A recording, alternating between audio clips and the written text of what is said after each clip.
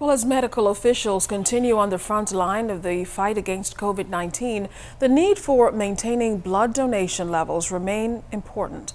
Leading a blood drive today at the Thomas A. Robinson Stadium was the Minister of Health, as Lloyd Allen tells us. In the midst of COVID-19, demands still remain at the Public Hospitals Authority as the goal today is to collect 100 units of blood. With COVID-19 causing disruptions in operations across the board, officials from the Public Hospitals Authority today launching an ambitious goal to collect 100 units of blood.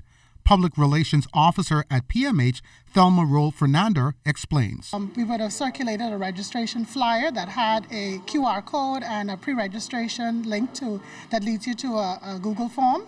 And that allowed us to pre-register persons online prior to coming today.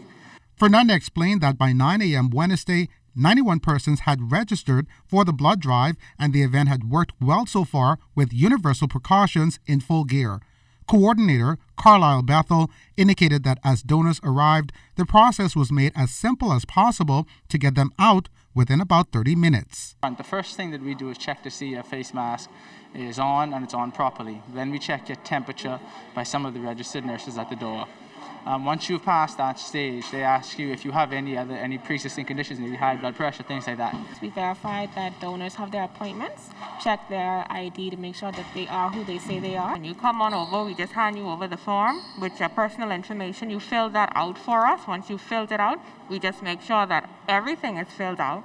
Then we take it over to our pre-screening area so that they can get you set up to be pre-screened. Several doctors and technicians were on hand as well to ensure that samples were collected safely and then stored. The organizers actually slotted people in a time slot.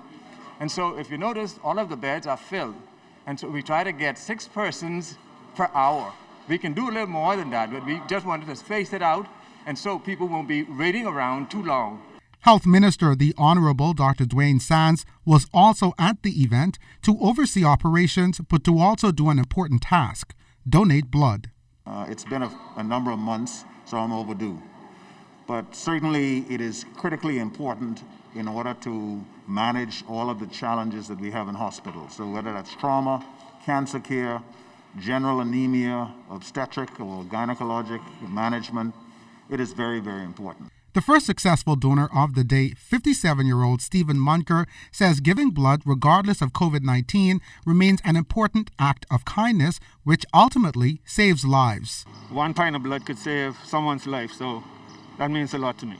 Officials say while their baseline is 100 units of blood, they hope to retrieve as much as double that amount as the need for blood remains critical in overall health efforts.